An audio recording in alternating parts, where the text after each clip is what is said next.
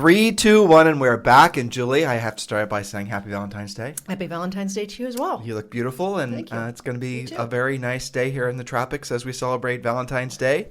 Mm-hmm. And something I'm looking forward to, not looking forward to, is Zoe's new bike finally arrived, and it does not have training wheels. And yes, I realize, listeners, that a 7-year-old should know how to ride a bike without training wheels by now, but Zoe doesn't. But she can kick ass on a scooter, so it's time. It's time, and I'm just not looking forward to Wish us well. I'm not exactly. She's going to, I'm sure, not have the easiest of paths to learning how to balance on a two-wheeler. And that's what I have to look forward to after the podcast, getting yelled at by a 7-year-old. So are you saying this podcast is going to be like 4 or 5 hours long? So you can avoid it? Exactly. So I can run it out. Run it out till it's too dark. Exactly. Well, happy Valentine's Day. You too. And so we just got done planning a little summer vacation for ourselves, which is ironic considering where we live. But I mean, someplace that we haven't been to in quite a while that we're really looking forward to. So what did you end up getting done with that? Well, you know what? Yes. Oh, we have to warn them. Yeah, we do. It's the Sunday show. So listeners, this is the Sunday show. So yes, this might be real estate coaching radio, and it is. But on Sunday, we just talk about whatever the heck we want to talk about. And we do have some interesting things. Like I'm looking at an article right now on my computer that Julie found that we want to share with you. But for the most part, we're just defragging from our week and preparing for the new week. So we're going to talk about whatever the heck we want to talk about. And the show might last 15 minutes, or it might last, if I am smart and I run the clock out, and so I don't have to get screamed at by Zoe because she's going to get angry and frustrated because she's not an expert bike rider in 22 seconds. Mm-hmm. You know, I mean, I might make this show last till tomorrow. Yeah. Well, by the way, she's deep in the YouTube videos, how to ride a bike instantly. Good. So we'll see whether it works. Was she really using the keywords instantly? It was right away, instantly, and with no training wheels. Awesome.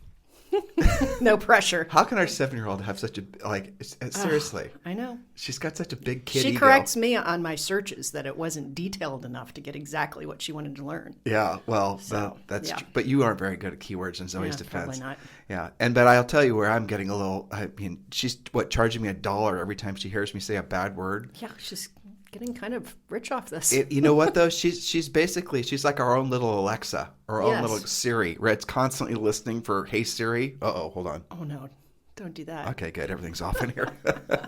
That's how Zoe is with bad words.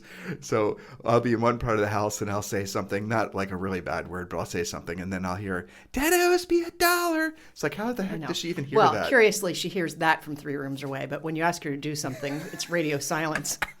So, yeah. Anyway, what were you talking about? Welcome to kiddom. I don't know. But no. Our trip. Our trip, yeah. So, yes. So we one of the things that Julie and I always, as I say this, as I've told similar stories to this before, I always have to start out by saying that I was the car enthusiast that basically enthused so much about cars that eventually my enthusiasm wore off on Julie. So now she's a car enthusiast too. Yes, by association exactly. mostly. And after being married for 30 years this year, we've since decided and figured out that we can do a lot of really incredible vacations centered around the car hobby. And the car hobby is really amazing. I love it for a whole variety of reasons. But one of the biggest things that I really like about it is you can be it was before COVID, right? In March, you and I were down in Amelia Island, and we were going to this really, what was it, Car Week? I forget what they call it in Amelia Concourse. It's Amelia Concourse.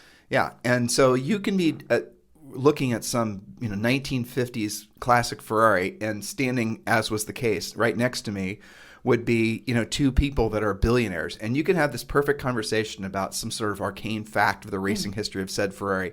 And there are absolutely no social barriers. There's none of the, normal things that you might experience in life. There are not very many things that really give you that sort of universal, what would you say? Not acceptance, but that universal ability to converse with anybody where it is basically just about sharing the common passion. Thread. Yeah. That's really what it is. But there's other things like that too. Music is like music that. People are like that. Yeah, for sure. definitely. Classical music. I imagine other sports are probably like that. Probably. And I think that's really at the end of the day why a lot of people, if you go to a football game, you're going to have people that are in the expensive seats versus people that are in the cheap seats, right? If you go to a really nice car event, there are no expensive versus cheap seats. Everyone's intermingling. You may have people bidding or not bidding, but you're basically all on the same at the same event. Like a Concours though. Yeah. You go to Pebble Beach, which is where we're going this year, and you could be out there, and it's been so long since we've gone to Pebble Beach, 4 years, I 5 think years. it's 4 years. Yeah, and when we were out there, you could run into just all kinds of amazing people. We and met just Jay Leno there once. Lots of people. I can't even remember now, but that stands out only because I have a picture. yeah, right. So with friends from Italy, we've met friends from and people we've kept in contact with all these years over the car hobby. Like, so you could end up sharing some weird obsession about some sort of arcane fact from some 1960s something or another, that no one really cares about. There's like 4 people on planet Earth that care about whatever that is. Yeah. And then like you'll start exchanging texts or emails with this person, and they might live in, wherever in the world. And the next thing you know, they're like some sort of famous scientist, or they've written a whole bunch of books. I've had those experiences numerous times. Anyway, the car hobby is really cool that way. And so we love to go to car places too around the world because, again, they're usually centered around amazing places. Like we've been all over Italy. We haven't yet, oddly enough, been to Germany yet, which is crazy. I'm a little ashamed to admit that. We had planned that until COVID, so we'll get back to that. Right, but they're always centered. Like, you remember when we went to Maserati and it was in was it in Milan? No, it wasn't Milan. Modena? Yeah, it was Modena or nearby. Nearby, outside of Modena. Yeah, and then you go to Ferrari and it was in Maranello, and then of course that's in the Tuscany countryside, and just have all these amazingly, romantic experiences that just for normal people from Ohio, it's kind of like a fantasy parallel universe type experience. And so there's something that happens every year in August, September? August. Yeah, in Central California called Monterey Car Week, and obviously the Monterey Peninsula area. And it is like nothing you've ever experienced before. It's so unbelievably bizarre, the density of people that fly in from all over the world. And this is probably, I think this week, and it really is basically a week, it has to be the center of the universe for the car hobby. And it's not like hot rods and whatnot, though there are some of those. It's mostly the European cars. It's mostly classic cars. It's mostly brass era cars, historic cars, race cars. And auctions like we can't believe. Yeah. I mean, it's fun for me to watch. I mean, you've got, of course, what we do for a living, helping agents, make their lives as best they can. I think it's really interesting from like just what you were saying, exposure to people that do different things that are obviously unbelievably wealthy and enthusiasts for your mutual interest, automotive stuff. But I always think the auctions are the most interesting because psychology of waiting and people getting excited about it, and like who is the person who bids on some historic Ferrari that's the opening bid's like $5 million, right? So like, is that probably not his second car? That's probably like part of a huge collection. And then who's bidding against him? It's just interesting. And then, you run into people before and after the auctions that have those interests, and you get to talk with them, and they're usually very interesting types. And I think it makes you really think bigger, or at least differently, from having exposure to lots of different types of people. We're meandering into, and unintentionally, what we talked about on our walk yesterday. Yes, that's on my mind. Yeah, me too. But Julie's bringing up something very interesting. I do remember us being at a RM auction, and it's RM Sotheby's now. Mm-hmm. Amazing auction. If you guys can ever go to an RM Sotheby's auction, if you want to see how you do a high-end auction. And they can see them online, too. They can see replays. And but it's not like being at the It's not event. The same as being there. It's ridiculous. I mean, they serve champagne. It's just exactly like it looks like a 1960s James Bond thing for the most part. It's what it's like. People are definitely, the Europeans dress nicer than the Americans. I was thinking we have to get our outfits together. We do. After living we here. We can't look all Caribbean savage. Yep. But yeah, so at these car auctions, especially the real high-end ones like in Monterey, and again, Monterey is the center of the universe. That's where the most expensive sales happen. You can watch all these billionaires, like Julia was just saying. Well, one has to assume they're billionaires. They're buying like $20 to $30 million cars. But you watch them live bidding against each other. And the thing that you got to remember too, assuming there's no discounts going on, the buyer is going to pay at Monterey usually a 10% commission on what he buys, and the seller is going to pay a 10% commission on what he sells. Now, here's another little fascinating thing. In Europe, the commissions are actually higher. So the seller might pay 10% and the buyer's going to pay 15% of whatever the final hammer price is.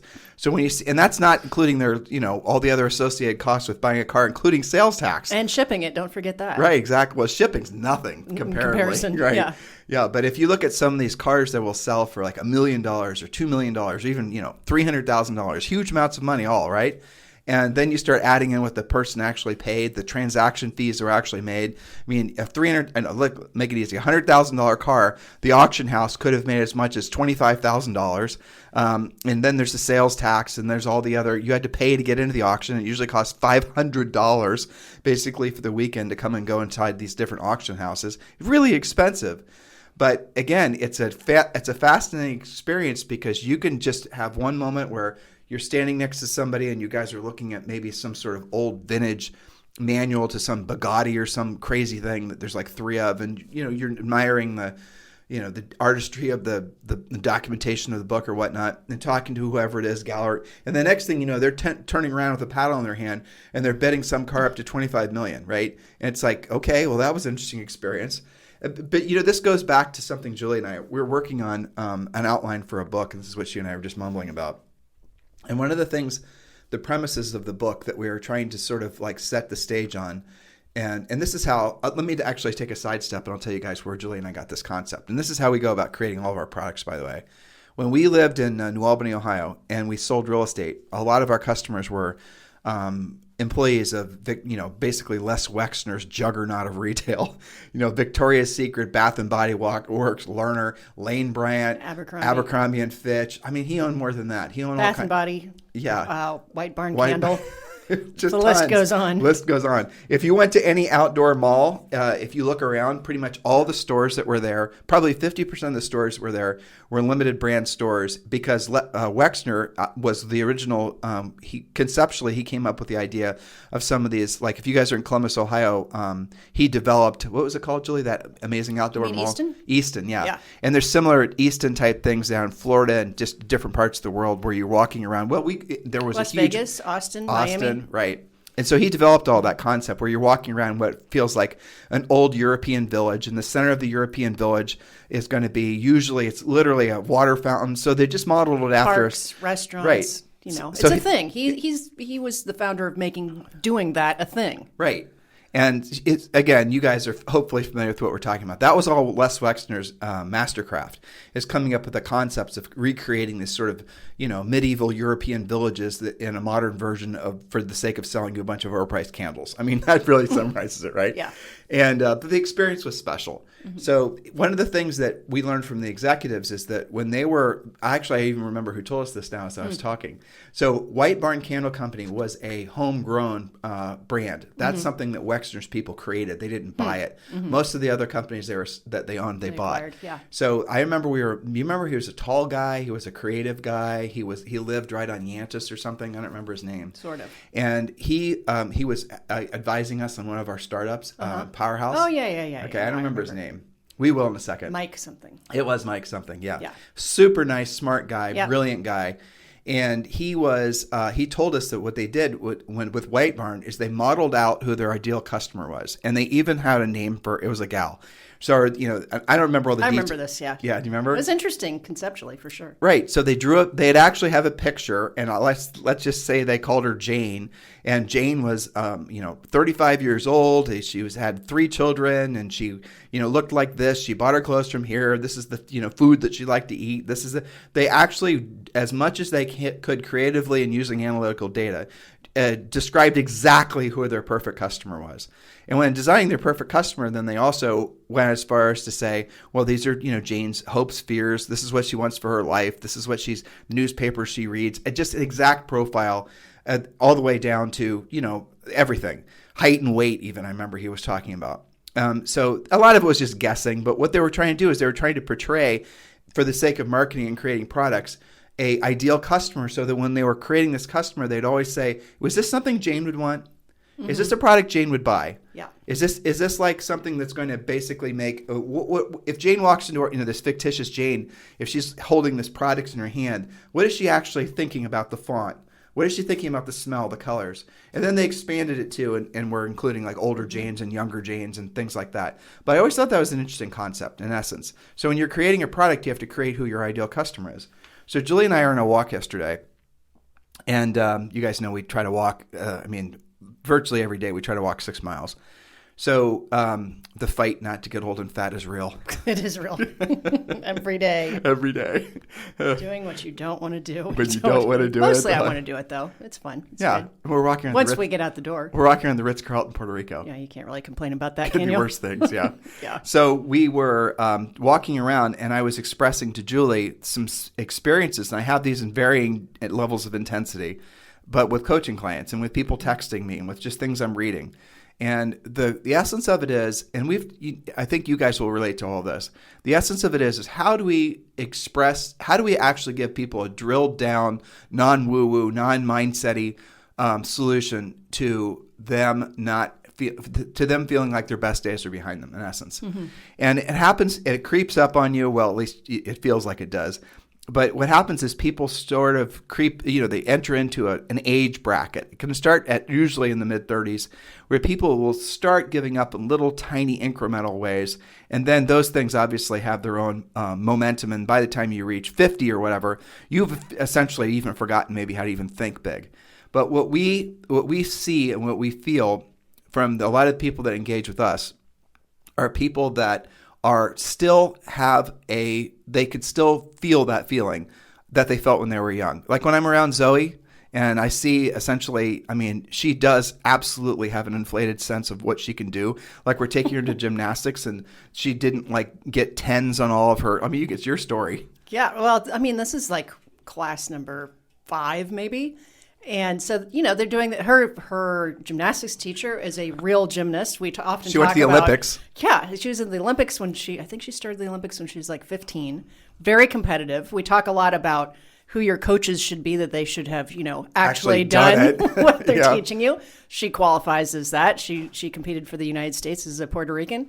And, just total gymnast-looking person, of course. But she's detailed. She's starting with the fundamentals, right? And so every class they have the bar, which is like a kid-size bar. They have balance beam. They've got all this stuff, right? And so Zoe was supposed to be doing, I think she's working on a handstand, but there's like form to a handstand. She didn't, and so the other kids rate her, and she was so pissed that she didn't get the top score. And I could actually see her brain processing like, oh, I can't just instantaneously, I can't hit the easy button, I can't skip steps. Do you mean there's like detail to doing this? And I literally could see that being one of the first times that because she is good at a lot of stuff out of the gates, but it was shocking to her. Well, it was upsetting to her. She's intellectually gifted. I don't even want to use the word gifted. She's smart. She's smart. She reads 2 grades level higher. She's at, Yeah. It's helped. She has reason to believe that she ought to be able to do whatever she feels like. But she's a little cocky. She is. Yeah. Until something like that happens. Right. And she gets knocked down a few And pegs. that's the reason I'm not looking forward to the bike experience after this. Exactly. But the moral of the story is that when you have that spark, that little spark that we're describing. The enthusiasm for it. The enthusiasm, Yeah. or at least this sort of unbridled enthusiasm, the belief that everything's a possibility. Confidence. Right. At what point does that start to go away? I suppose, it's a psychological thing, right? She's going to fall off that bike and she's probably going to skin a few knees today. But the reality of it is as long as we basically encourage her to get back up on that bike again, which of course we will, then the skin knees don't matter. It's the success of actually having done it. That's right. If she quits at the skin knees, then the experience will be about the skin knees. If she pushes past the skin knees and then she goes to having actually ridden a bike, she'll only remember the skin knees. And so I think what happens is a lot of people throughout life, they stop at the skin knee and they never push past it to experience the success. See, this is the exact conversation that we had a few days ago in Facebook Live Premier Coaching, is those stages of mastery, which also will be in our upcoming book, right? So you have formulation, concentration, momentum, and breakthrough. And what everybody wants, just like Zoe on her gymnastics day, she wanted to be in momentum instantly. She wanted to be like the rock star after not even learning the fundamentals, okay?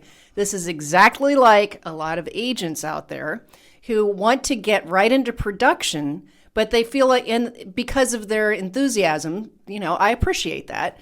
But it's harder to do if you're skipping things like your pre-listing package, your presentation skills, objection handling, and being able to actually produce the leads that you wish to have.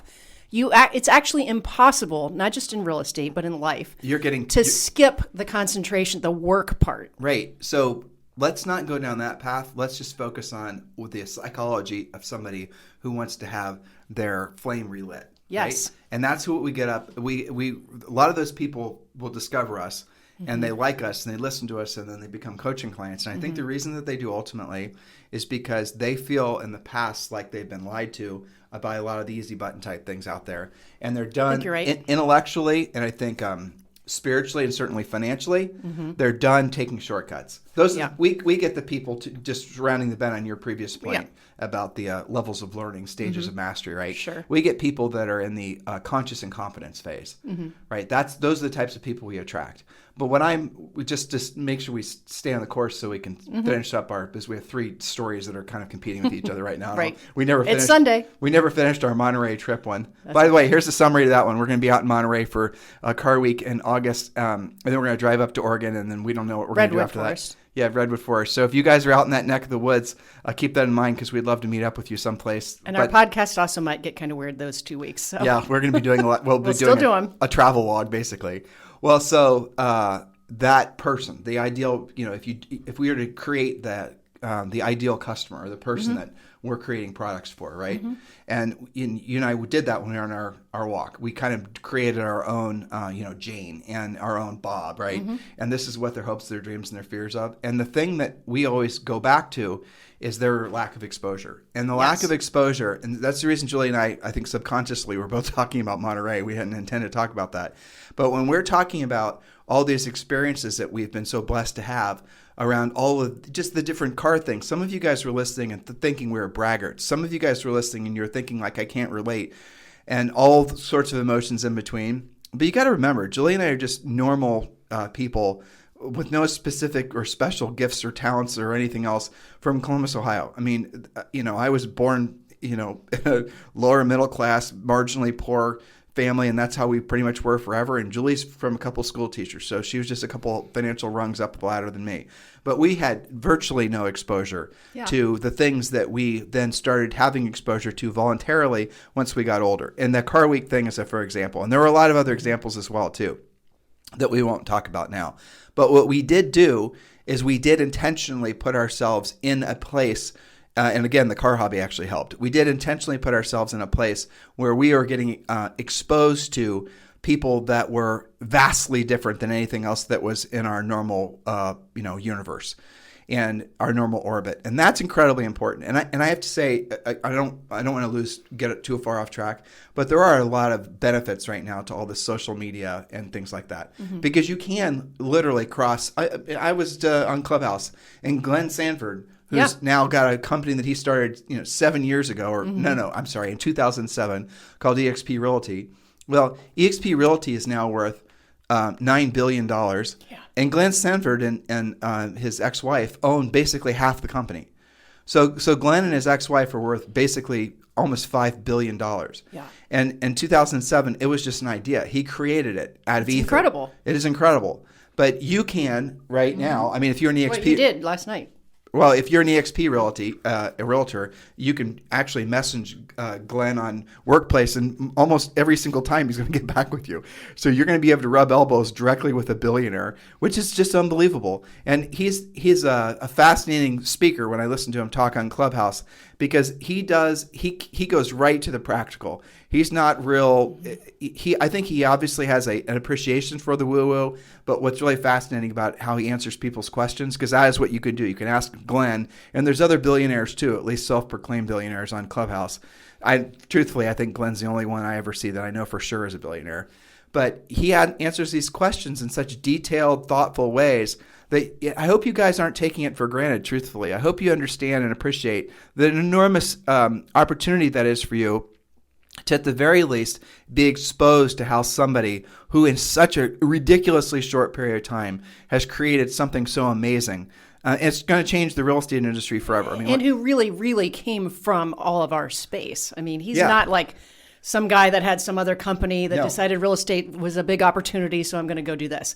No, he actually walked in your shoes. He actually understands how agents think. And we joke sometimes that we speak agent, that it is a different language. And he comes from within, all of our same ethos. And I think you can tell. Well, I mean, that was what you just said. He used to run a real estate team and was, Yeah.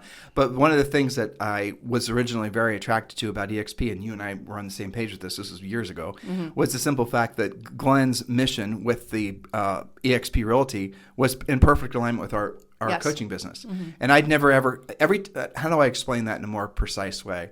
So Julie and I, in order for us to not feel like we're hypocrites, basically, always have to be doing things, creating products, saying things in such a way that we sincerely feel like we're being of service to all of you guys.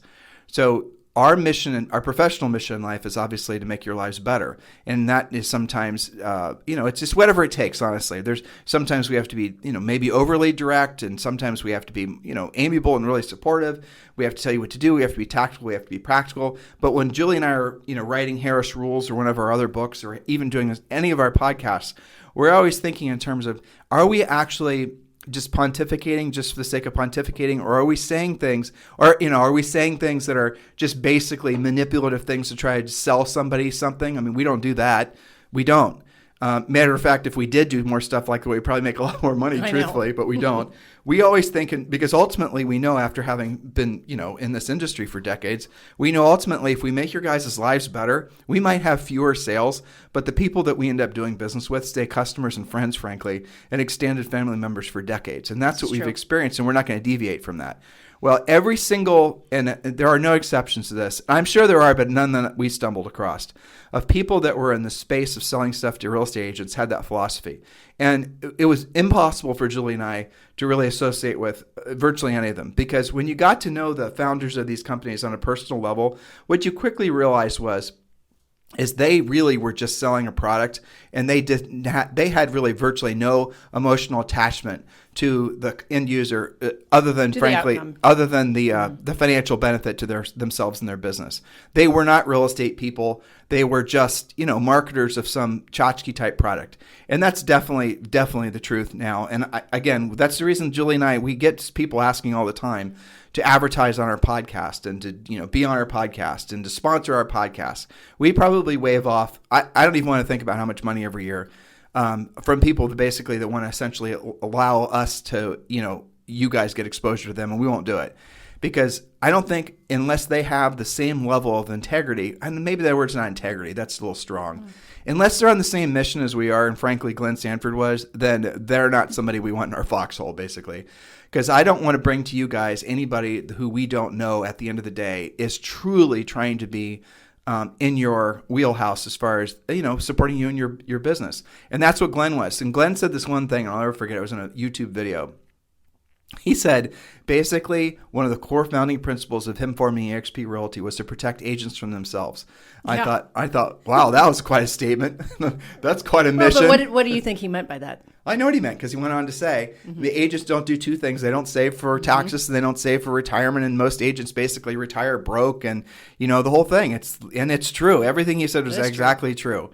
And so he said, one of the, agents don't have any equity in the brokerages they work with. They can't, for the most part, other than maybe some of them, and it's a minority of them, buy rental properties. They don't have the ability to create passive income. All these things he said. And that's what he fixed with EXP Realty. He's enabled agents to make multiple income streams, not just transactional stream. Right. And I mean, that's huge. You hear it from people where they're like, I've got a consistent, even if it's $2,000 or $3,000 a month, it's life changing from revenue share because it's consistent. Right, and they're in most part they pay the brokerage less in terms of commissions. The cap at EXP is $16,000, but you get multiple streams of income, and it's so hilarious to me. Even as EXP is spreading internationally, even as EXP continues on this trajectory of becoming the largest real estate brokerage in the world in the history of real estate brokerages, even as EXP is publicly traded, even as you can read all the public filing statements on EXP, just to kind of sort out any sort of people still like to pass, competitors mostly like to pass rumors about EXP, which are all easily proven to be false if you just read the public filings from EXPI, which is the ticker symbol. If you look at what all the big financial houses are saying about the company and about the stock, you cannot, honestly, guys, at the end of the day, you're missing the boat in the biggest of most, and this is going to be one of the things, unfortunately, some of you are going to regret the most about not having actually joined EXP Realty, and that's the truth. And that's how we felt when we aligned a little over 2 years ago. we realized that, at least assuming there would be no fundamental blunders, that EXP Realty was going to change the world in the same fundamental way that we wanted to with regards to being of service to agents. And we had never come across anything that was that profoundly significant and could have that much. We tried to do it in our coaching business, and we obviously still do. Yeah. I mean, that's our mission. We're trying to create the ideal coaching environment for all of you. But it's you still have to apply what we teach you at the end of the day. And what I liked about what EXP Realty and what Glenn created was he actually put a system in place through revenue share. You get equity in the company, you get all these other things that you can actually do it somewhat passively and still build wealth. And that combined with what we do in coaching and training was for me the perfect, unbelievably, just unreal. Truthfully, almost spiritual. I hesitate to use that word, synergy. But it took us a while to realize that, because I think that subconsciously we just didn't think that kind of thing was out there. That it kind of all brokerages were basically the same and didn't really matter as long as you liked them and your location was good, right? I mean, we weren't really looking for that. So that made it that much more surprising, I think, when we discovered it. And then you've got to put that in the grinder for a while, like some of our listeners do, and say, because one of the common things when they see the actual model is disbelief. Like, is that really for real? Does it really work that way? It's really fun to see people process that and then go, oh, well, if it does really work that way, how cool is that? It's like, we joke about you can't unsee it once you've seen the actual facts. So I think that's pretty cool. Well, I'm going to circle back and we're going to talk about lack of exposure. Yes. But when you see so many different things like Grant Cardone, I think Grant, I like his books. I like a lot of the stuff he does. I know he's a very controversial person, but who gives a rat's ass? Net, the guy does a lot of good, period. And he's very motivational. And truthfully, I love anybody that's in his age bracket that has decided to lock it in and basically take his life to the next level. I admire that. Definitely. I always have. People that get, and it is kind of ironic too, that when you look at the most successful people that all of us even admire, living and dead, most of them didn't find, and this is circling back, most of them didn't find their greatest levels of success, what they're known for historically, until they were in their 50s. Yes. People don't know that. Warren Buffett, Enzo Ferrari, you can go down the litany of presidents. Most people do not experience their greatest levels of success until they're in what some people would consider their latter stages or their second, third, fourth innings, or whatever the hell that societally people try to sell even themselves. Some actors, Harrison Ford didn't get a real gig till he was in his mid-30s. He used to be a carpenter at the Laguna Theater. Yeah. Laguna Playhouse. So I think you're right that you have to watch your expectations and realize the facts that a lot of people don't find it until they're a little bit through life. Right. And so you're going to see in EXP Realty, you're going to see a lot more. And I heard a lot of rumors, and some of which I know are true, of a lot of the really, truly famous big name, I can't believe the EXP, those people who join EXP Realty that are joining EXP Realty. And they are because these smart, influential, truly influential people, not fake influencers, but people that truly have influence, they're all seeing what EXP Realty has done and is going to do. And this is something that you just cannot allow your ego, your disbelief, your skepticism, you can't allow it to stand in your way anymore. You've got to take a hard look at it. This is going to be one of those things. So the EXP is about to split. Matter of fact, it may have split last week, the shares. I don't remember. I think it's this Friday. This Friday? Oh, yeah, you're right. I think it's the 19th. Yeah. So the stock equity, and I've been getting screenshots from people that Julie and I have had join our EXP Realty team, and just thanking us. It's like, I don't have anything to do with it, But I'll take the praise and the thanks. Though. Yeah, and I've been seeing screenshots of people who have never had savings before, but because they've taken advantage of the various programs that Glenn set in place to allow agents to buy the stock at a discount, get awarded the stock. There's agents. I know one agent, I don't want to say her name in Atlanta, but I know one agent in particular who she's been involved with EXP for probably a year and a half, and now she's basically become a millionaire. She may have already been a millionaire, but now she essentially has become let's say at least a single digit, if not double digit millionaire, just from basically her involvement in EXP. Yes. Doing her normal business, right? Nothing exceptional. And not being like a crazy recruiter. I think that's one of the myths that's out there. That she hasn't been. No. She's just been doing the deals that she normally would do. Yep. And talking to agents and being awarded stock and taking it and buying stock at the discount when she can and watching her money and then, boom, there you go. It's incredible. But how amazing is that? So for me, super amazing. So she's been a long-term time coaching client. And she was not the easiest person in the world for us to convince to go to EXP, That's but true. we did. And she went to EXP. And now she is one of the most appreciative people, I mean, For sure. Yeah. And that is, for me, that is the proof of what we were hoping was true when we aligned over 2 years ago, that it was the perfect combination of what we wanted to create, the goodwill in the world that we wanted to create in our business. Sure. And essentially what EXP, and now you're seeing all those things it's taken a little longer than I would have hoped, honestly, but that's what's actually happening. And now in our own, our group at EXP, I'm seeing all these people that are celebrating. Some of them are making like $800 a month passive, but we know people that are now going to make like $250,000, $300,000 this year from revenue share in our revenue share group. And our revenue share group, most of these people have only been involved in less than 2 years. Obviously, we're not making any guarantees or promises or, whatever other. No, we're just showing them what could be. Yeah. And what has been and is going on these are real. We're not making any of this up. So let's circle back to Bob and Jane. Yes. Okay. So Bob and Jane, again, these are these fictitious people that Julie and I were talking about when we were on our walk yesterday. And we were we want to write a book. And we want to write a book for everyone who basically can still feel that spark, but doesn't know what direction. Maybe they've had a bunch of false starts trying to make that spark into a little bit of a fire and then make it into a bonfire, let alone some sort of roaring fire, of success. But a lot of people, what happens the older you get, the less likely, you might still feel that spark, but the less likely you are to actually even try to make that into some sort of low-level kindling, right? And that's what we see in life in general. And depending on where you live, your lack of exposure to people that will just by accident cause you to think bigger, it is really oppressive with your ability to actually ever create something out of yourself, even though maybe inside of your heart, you want to, and you can.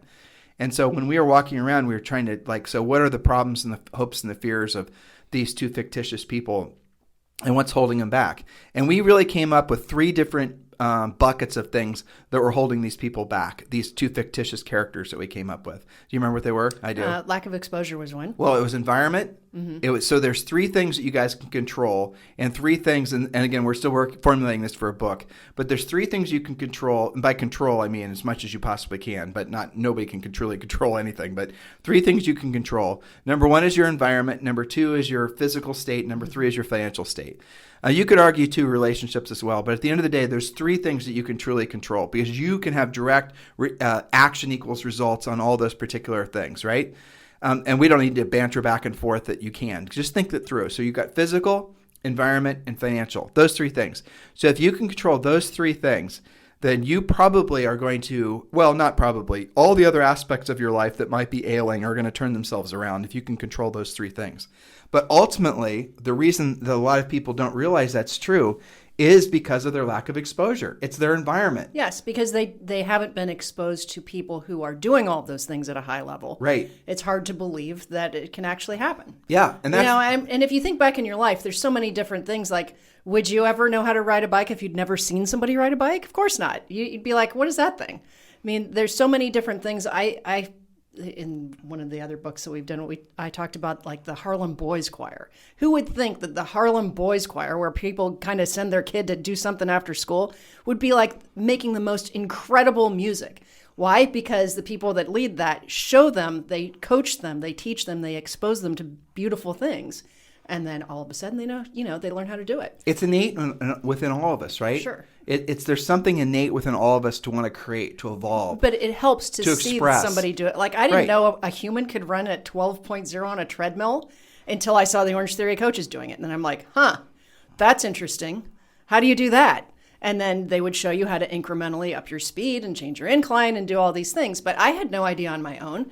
I just thought, you run that fast, you're going to have a heart attack or something. Until I saw people doing it easily. But there you go. So lack of exposure, Yes. you can make up for that lack of exposure no matter what your environment is. Yes, but you have to be actively doing that. You have to seek it out. You can't wait for it to be done to you. So that's touching on something very fascinating. It's sort of like our media-free mantra. Mm-hmm. But what happens over time is that your environment becomes surrounded by things that reinforce, like wherever and whatever, Bob and Jane, remember Julie and I are formulating this for these 2 fictitious people. Wherever they are, whatever they look like, whatever their surroundings are, whatever their lifestyle is, whatever their thoughts are, whatever their nature of their relationships are, the nature of their checking account balances. Do people even have checking accounts anymore? They do. They're online. Okay, good. Well, the nature of all that stuff is really, exactly. It's based on past decisions, and past decisions that could go back decades. And who they're surrounded with. Sometimes I see on agent forums, I see evidence of this. Like, one of the things we're going to talk about in the book I wrote down this morning was over time, as people give up, you hear things like, oh, it's not about the money for me. It's not about the money, and then so everybody around you is reinforcing that, oh yeah, real estate's hard. It's feast or famine all the time. That's just how it is. And then you start to believe that. And I've even seen kind of toxic brokerages where everybody's sort of on that same page. You just said something interesting, and I actually want to reel Uncle G back in here, okay? Okay. So Grant Cardone said something really fascinating, which I really liked. And it was just on a Clubhouse. I'm embarrassed to admit that I've been listening to that dumb thing for like an hour a day. No. But he said that, so there was, again, a situation where there was a lot of people in this room, and he was on the stage, and people were asking for advice. And one of the questions was the usual question that everyone, mostly doe-eyed millennials like to ask about, implying that they need to have passion in something to be successful and all this. And then Grant told the story. He said that he developed his original product, and his product basically is he calls it Cardone University, and it's essentially a sales system. And his background is mostly teaching car people how to sell. That's his bread and butter, right? And so he created this sales system, but I think he's made it universal enough that it essentially can appeal to anybody. And it's not any kind of sales, not just it's more of a generalized sales system, right? Which is fine, right? It's great. So he created the system originally around specifically car people, and it wasn't a generalized sales approach. And he said he had so much passion and belief in this product that was the hill. That was his thing. He was going to die on that hill. Yeah. This product is specific. I'm going to turn around the cars. Everyone's going to learn how to sell cars, and they're going to follow the Cardone. Whatever. And that was. And then he said he was constantly experiencing, because he was following his passion. Stay with me here, listeners. So he was following his passion, that I have this passion, this product. It's the best ever. It's going to help everyone to basically sell more cars, happier customers, more car sales. Passion. I believe in it. If you guys have any exposure to this guy, he has an absolute, big ball of energy, right? Yep. And then he said he realized he made a huge mistake. Because what he said he should have been doing, and I love this on this Clubhouse too. He said what he should have been doing is he should have been following the money, not following his passion, which is frankly the honest answer. Because the money is your job as a business person is not to follow your passion. Your job as a business person is to make a product that that your customers are willing to pay for, then exceeds their expectations. Your job as an entrepreneur is to create a product or a service, but let's just say everything's a product, right? Whether it's a service or not, that's just for the sake of conversation, it's all product. So your job is to make a product that is superior to your competitor's product, that exceeds the expectations of your customer, so your customer feels absolute overwhelming value for what they receive, for what they pay. You don't want your customers to necessarily feel like they ripped you off because you're providing so much more value than they expected, but you want something right on the edge of the customer feeling like they got so much more value. Outrageous value. Right. And that's what we strive for in our business. We want to make it so that we provide overwhelming value to the point where you feel like you've underpaid when you engage doing business with us in our coaching company. That's our mission. Basically, that's how we create things. Because then there's no way you're going to there's no way you're going to have a customer who does not feel spoiled, and that's what we want to do. But you give the customer what they want. Right. That's not what you think they want. Yes, and that's what Grant was saying. Grant said the truth. He said you follow the money. Follow the money. And I thought, oh my gosh, it's so true.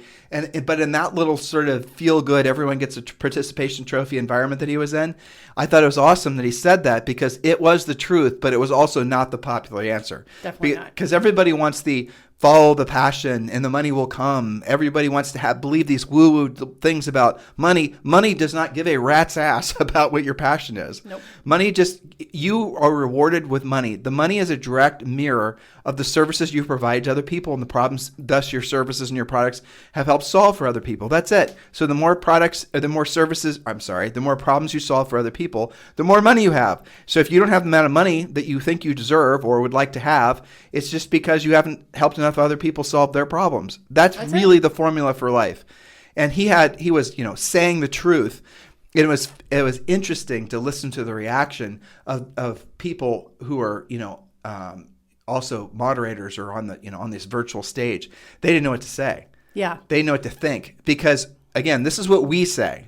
We, ultimately, guys. It's also what we teach, by the way, because Totally. that's very much the Sharpie close that we teach in premier Absolutely. coaching. And but it's the truth. It's Yeah. it is absolutely a no bullshit bottom line. That is the truth. Yeah, and it also, I think, takes the ego out of it because, if you're like, oh, my product is so good because I'm passionate about it, because I say it is, because I've spent all this time on it, without actually finding out whether anybody wants that or cares about it. Right. That's ego. That's making the assumption, just like an agent going into a listing, and presuming that you know what's best for the client without even asking really good questions. It's all related. Yeah, so he all said being of basically, service. he said when he realized that he was just following his ego in essence to create a product that he thought they would want versus actually listening to what they said, listening to what they said they wanted. He said as soon as he pivoted and realized his job was to create a superior product for his customers, that's when basically his business turned around.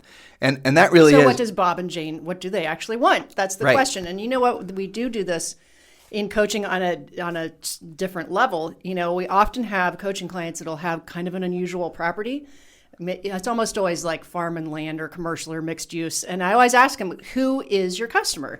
Because they're thinking about, I'm going to do all my normal stuff, and then it doesn't sell. It's because you didn't drill down on who is your customer. So I think you can apply that thought in a lot of different ways.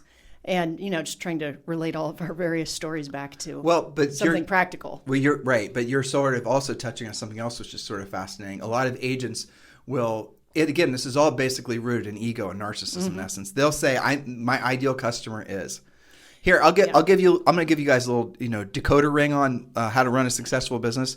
Your ideal customer is anybody that wants to do business with you. That's it. Right. Okay. Your ideal customer is anybody that will spend money that will result in you making a profit. That is your ideal customer. And for you to spend all of this really ridiculous over-engineering, over-analyzing who your ideal customer is. Not like what Julie and I are doing with Bob and Jane, right? That's what I'm saying. But on the real estate side, we can give you tons and tons of examples and how the sort of gnarliest mobile home that shows up on your radar of someone who wants to sell this thing they just inherited from their Uncle Jeb that's out in the middle of a holler someplace, right? You go out and list that, and it turns out that basically said mobile home is backing up to some billionaire's land, and the guy's been trying to buy the land forever, and you become buddies with the billionaire, and now he's listing all his... the unintended consequences of saying yes to opportunities in real estate are never ending. Yeah, versus, oh, no, I don't deal with trailers. Right, and then you got, again, I'm not going to get on this. Julie and I aren't going to veer too far off center here.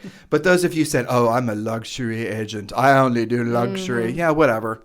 Well, here's another example. When they think they're going to get into the REO business and they have to fill out their applications and say what zip codes they want to have REOs in, and they put all like the most high-end luxury zip code you can because I don't want to be bothered with normal people stuff. Right. And then they wonder why they don't get any assignments. But because there aren't that many REOs up there. But that goes back to maybe, frankly, lack of exposure. Yes. But it also goes back to making the business about you. Mm-hmm. The business cannot be about you if you want the business to be successful.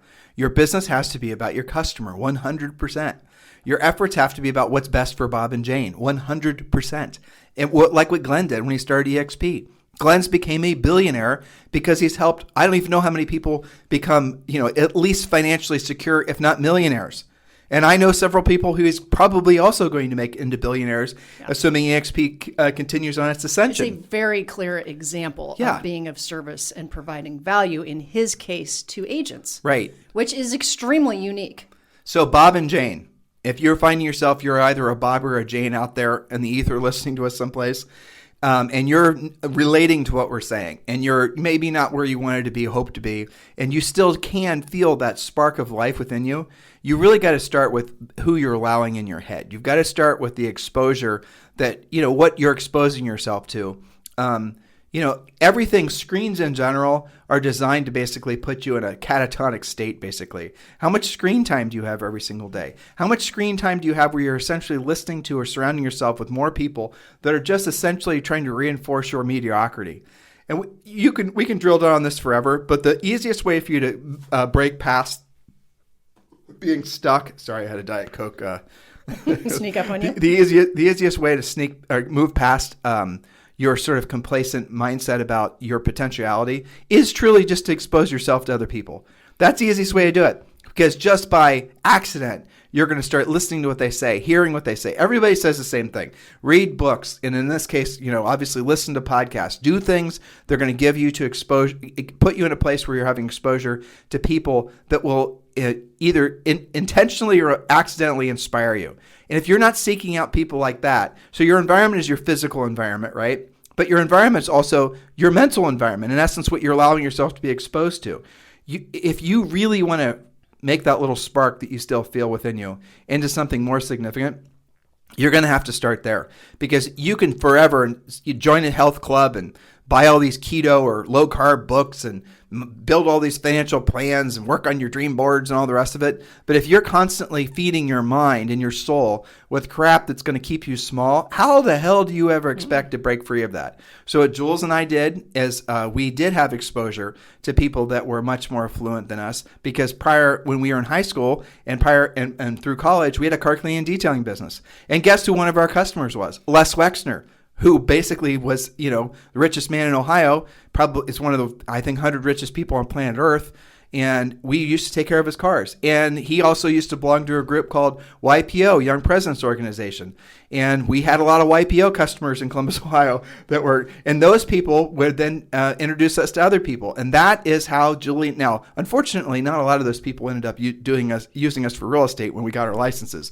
But it didn't matter, because what we learned from that experience, it's even more valuable, right, is we learned to think big. And that probably most certainly had something to do with the reason that in our early 20s we sold over 100 houses our first year, because we had been exposed, inundated with all these people who were not anything like what we grew up like, and were allowing us to think. And Julie, I remember as you and I got more and more exposure to those types of people, we definitely had resentment. I know from both of our families. Mm-hmm. Yeah.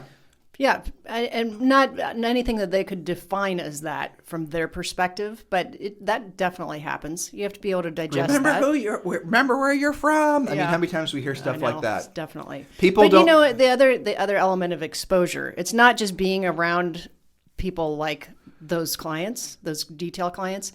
It was I think this is a major thing that maybe we mentioned in the book also.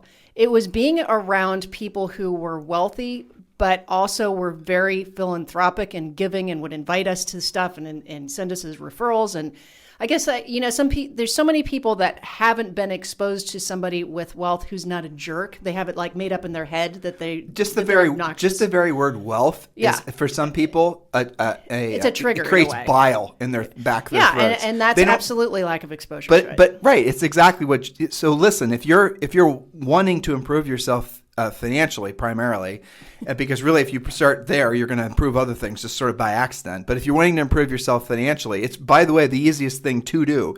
It's actually easier to improve yourself financially than it is virtually any of the other categories of goal setting in life.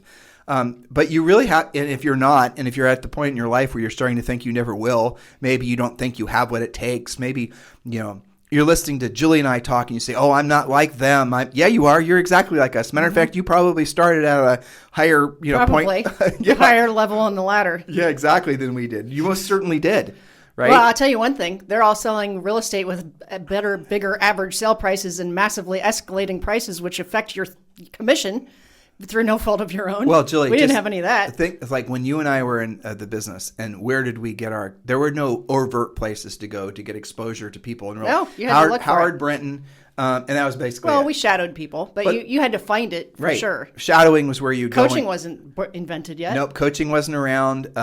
Shadowing was where you drive someplace and you spend a day with somebody who was a top producer. You did things like that. But educationally, with the exposure, it's almost, you guys have, the problem is you're oversaturated with different ideas and things, and you get confused.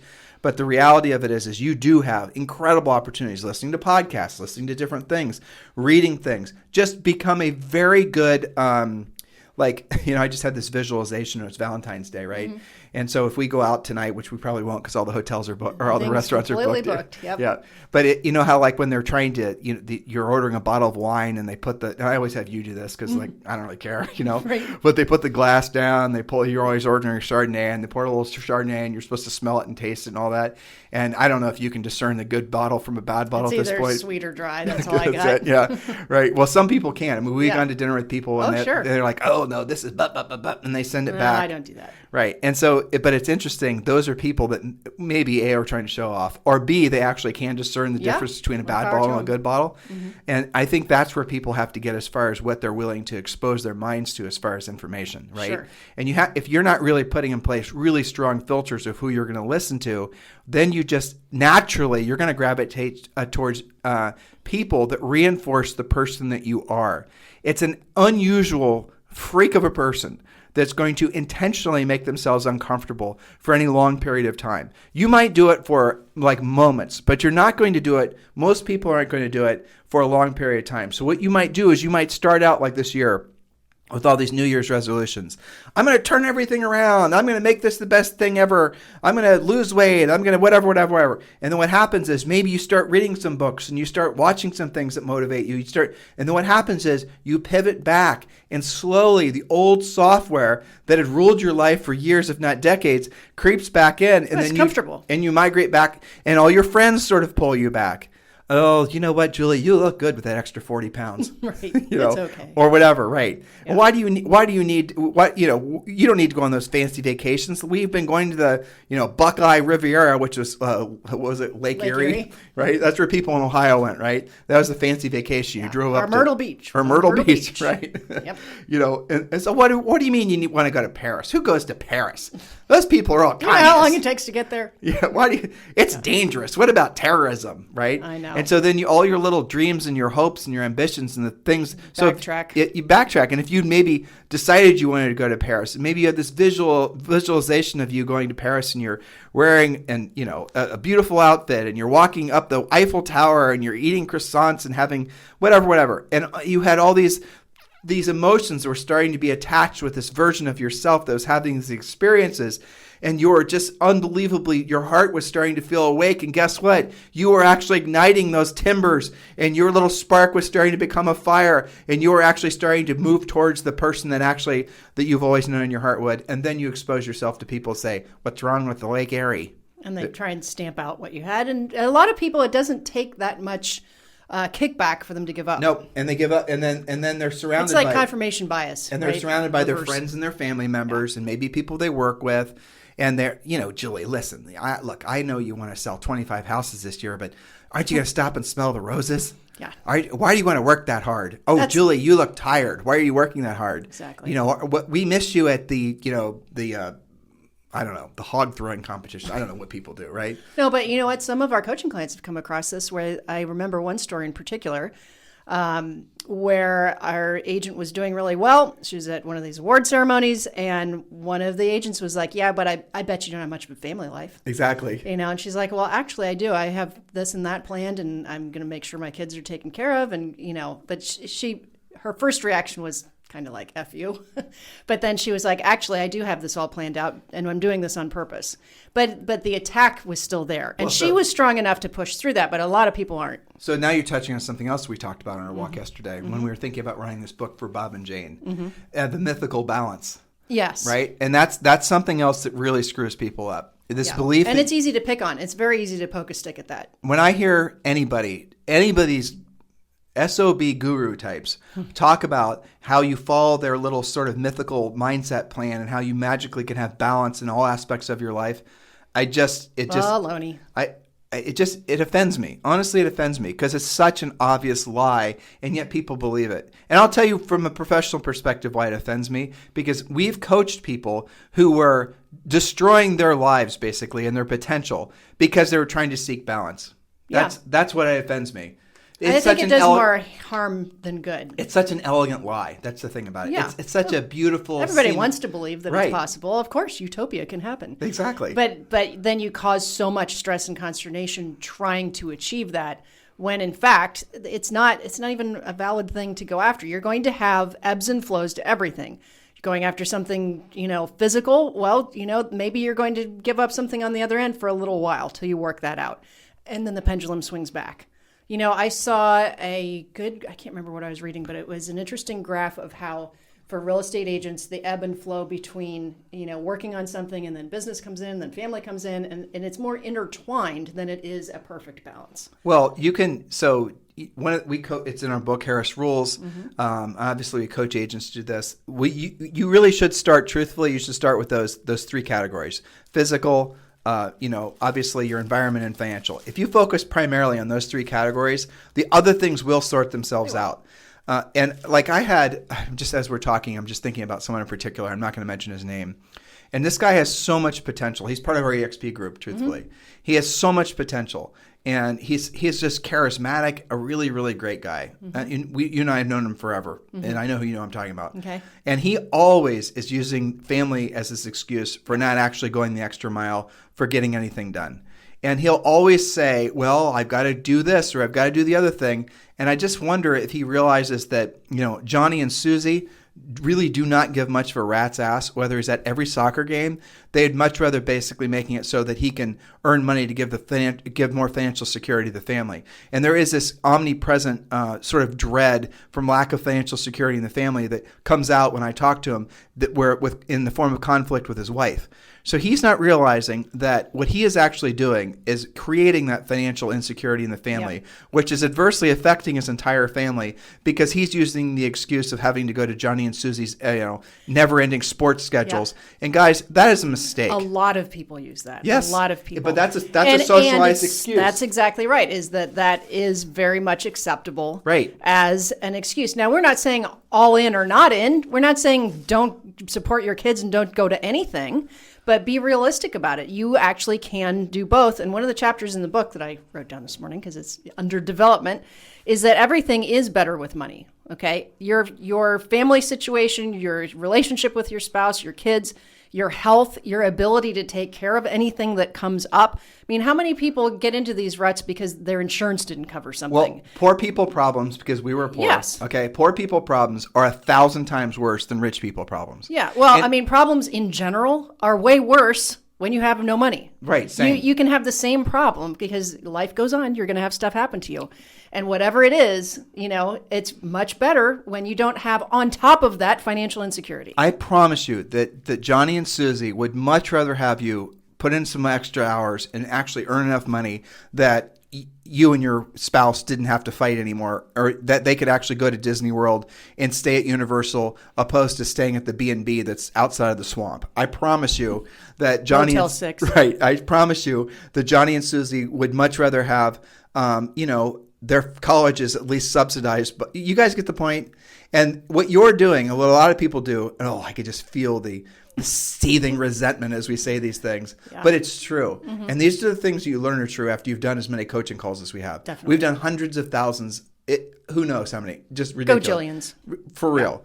And it's so many self-created problems that are just constantly reinforced. Yes. Right? And then it's all these things that people don't realize that most of their problems in life would go away if they solved the financial problem. Yeah, but it's because if I say to you, it's okay, that, the struggle is real, that's how, most people are, blah, blah, blah, then I'm making it okay for me to have that same struggle. You see that the reciprocity of accepting and reinforcing mediocrity makes it so I don't really have to work on myself. That's the big spinning wheel of all this. And so if you're, again, spinning wheel, if you're constantly reinforcing yourself with other people, which all of you are, that are thinking and acting the same exact way, I don't know if you guys have realized this, but most neighborhoods and communities have a tendency to, you are attracted to a community that the people are all going to be similar to you in terms of obviously income, but also in terms of educational status, also from maybe religious status, also from all politics. Kinds of different things.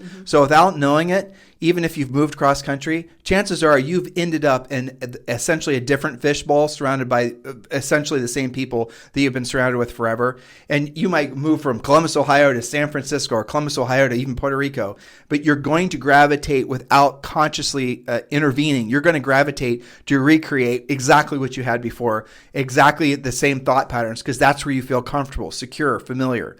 And, again, this goes back to environment. And this really is, Sure. and all these things, if you have that spark that's in you, I know you do, all of you do, some of you, it comes and goes. Others of you, it's more than a spark. You've already got your own fire going, and you want to know how to take that fire to the next level. You've got to really drill down on what you're allowing yourself to be exposed to. That's the thing that the older I get, the more I realize that's been one of the biggest gifts that we've given to each other over the past 3 decades I've been married, is our exposure and our willingness to be uncomfortable. Definitely. And when I personally, and I know you feel the same way, and we talk about this, when I personally find myself comfortable in anything, that's where I get scared. Because I don't want to feel comfortable personally. But are you in conflict with that? No, I think it depends on what it is. I mean, there's certain things like health. I have a strong desire to be comfortable and healthy. Well, that's what I mean. But like business wise, substitute comfortable with complacent. Yeah, no, I don't like being complacent either. Right. That's why I think, I had this conversation with somebody about working out, is that it's so much easier, even though on certain days, many days, I hate doing it, it's so much easier to just accept it and be consistent about it versus having an ebb and flow of sometimes I'm complacent, I didn't feel like I didn't go this week, and then you have to go back and it's so much harder. So that was you and I had a conversation about discipline, and that most people will fight discipline, and so I'm still kind of working that. Well, it's process. it's the two things, right? Repetitious boredom pays off, right? And the other one was, if you want ever increasing levels of success in your business and personal life, you have to, do what you don't want to do when you don't want to do it at the highest level. And none of those statements can you find any gray area, and none of those statements can you find anything other than the obvious truth of how life actually works. But it's the doing of it that makes it difficult, and it's the consistent doing of it. Because we talk about this in the treasure map with the scheduling of things. Is like, if you're trying to have consistent results, you have to have consistent effort. And so if you're somebody that constantly puts off like lead generation or lead follow-up or any of the normal things, well, your income is probably a direct correlation to that, the ebb and flow, the feast and famine, because you haven't actually, maybe conceptually you get that you have to do what you don't want to do when you don't want to do it consistently, and that repetitious boredom pays off. You get that, you believe it, you understand it, but living it is a completely different thing. I'm going to touch on something else too. I do remember having epiphanies in my life, and there haven't been very many, truthfully. Like when I met you, Valentine's Day, so I'm going to say something romantic. That was an epiphany, right? And there's other things that have happened professionally. But I bet you if I really focused and concentrated on it, I could maybe think of 4 times where I felt like, the clouds have parted and I've just had ultimate clarity. And the reason is because there aren't any distinct feelings of having an epiphany now at my age, because they're not thinking like that where I'm able to, even though I'm struggling to come up with the words now, thinking like that now has become habitual. Yes. So it's not like, you and I were talking about something else that we're going to do with our business, right? We want to take our business international. We're talking about different ways that we could involve investors. We're talking about maybe taking, taking the company public. We're talking about different things that we could do to really make our coaching company the number one, global real estate coaching and training company for real estate people all over planet Earth. And that's a big thought, right? It is. Okay. And so we were talking about how to go about doing that. And I didn't have to have a big aha moment. There was no because you're in the habit of thinking like getting that. yourself to think that way. Because we are in the habit of doing what we don't want to do, and we don't want to do it at the highest level, and being very, very, very careful who we allow ourselves to be exposed to. Yes. So it's the combination of the habit of doing what you don't want to do. I mean, there's days we don't feel like doing the podcast. We do it anyway. We try and do the best job we can for you guys. But it's the combination of that and the exposure. I mean, we walk out our door. One of the reasons we go on our walks is the people that we run into, which are by and large totally out of our wheelhouse, very successful types, very interesting entrepreneurial types. That exposure continues. That's funny you said that. Just like the other day, Julie and I are on a walk, and you guys are going to think we're making this up or not. But Brendan Pritchard, you guys know he's a big mindset guru type, he lives 5 minutes from our front door. And then the same day, we basically tripped over Dave Chappelle. Yeah. And Peter Schiff lives on the other end of the street. They don't know who Peter Schiff is, but so we trip over these people. The funny thing randomly. They're going to stop. They're going to engage with you. They're not going to be, hello, how's it going, chewing the fat bullshit, what's the weather like? You better be ready to have a fairly intense conversation really, really quick. And you never know what it's going to be about, right? Yeah. So I I find the Ford script is very comforting here because you can talk to them about their family, occupation, what do they do, Right. recreation. We live in the Caribbean, and dreams, and nobody's weird about that. But you better be on your toes because you're going to meet interesting people. Well, again, exposure. Yeah. Here it is. Julie and I, when we got married 30 years ago, September. What's our anniversary? 15th. That's right. Make me have to come over there. What year did we get married? 91. Oh, that's right. And we, our first apartment was this little, rat infested, shithole on the wrong side of town, but it was ours. And do you remember the deal that we cut to, quote, property manage it so Yeah, that our rent would not be $375 a month, but $315 a month? Yeah, I had to basically go and have my eyebrows singed off on a regular basis. Lighting pilot lights because we didn't know what the hell we were doing. Huge gas furnaces, these apartment Blow your buildings hair had. off. Right, and then they blow out just because who knows why, and then I'd have to go over there because the gas guy didn't want to go over there to singe off more layers of his skin. But let's just send that dumb Harris kid over there. it will make him so he doesn't have to pay $60 a month in rent. And so I did that, and it was a fairly regular basis. I'd come back smelling odd, singed. Like, what happened this time? It was a normal thing. But, for us to go into that environment, if I think back, like, again, how do we help Bob and Jane, right? Mm-hmm. How do we help them? And what caused us to be willing to break free of that? It wasn't our parents. No. It wasn't our environment. It wasn't our city or town. It wasn't our level of education. Mm-hmm. It was us being willing to grab hold of the few little things that we could find. And this is pre-internet, mm-hmm. that would be, and through the detailing business, but also then the types of books we read. Sure. I mean, I remember reading, we still read Think and Grow Rich by Napoleon Hill all the time. But those types of exposures, and then staying on mission. And then staying on the mission thing, that was ultimately the thing I think that screws up Bob and Jane, to be honest with you. Yeah. And it's too easy to get off mission. In life nowadays, there's so many distractions. But staying on mission, our mission is to get to the point, and we actually set an age. It was 40, which was funny to think we did that when we were in our early 20s. Mm-hmm. But we wanted to sell real estate for a certain amount of time. We actually, and if you read the National Association of Realtors article that they did about us, after we, broke all those records our first year in the business, we said in the article that we didn't think we'd be selling real estate full time for more than like a decade. We said that.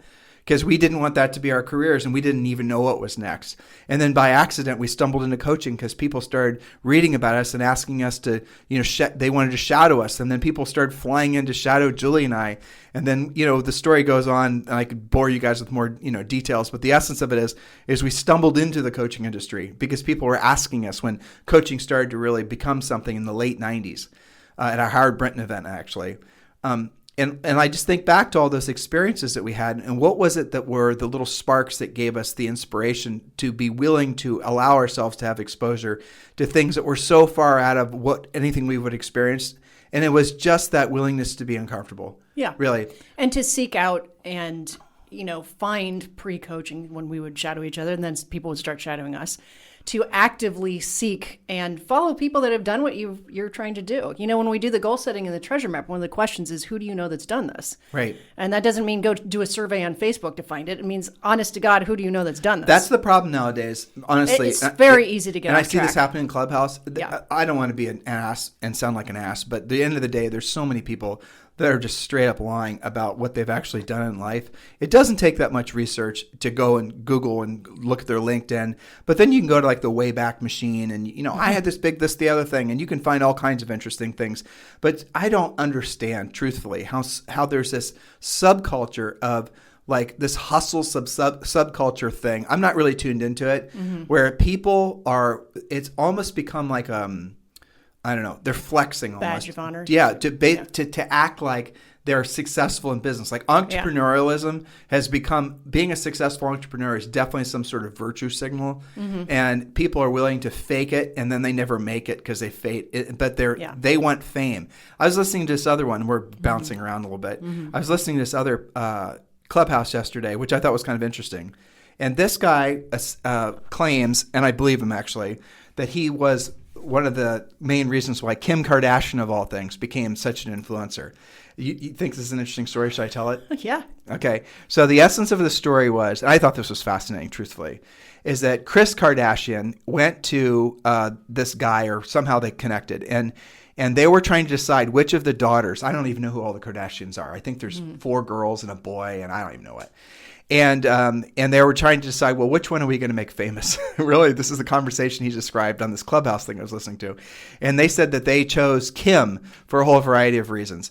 And then all the stuff that started coming out, if you guys remember, is this era where there was these social influencers, like, why are we hearing about Paris Hilton? Why is she on the news? That. Why is it that all of a sudden you walk through a grocery store and she's on? What did she do? Is she an actor? Did she figure out did she write some book that, no, she's just famous for being famous.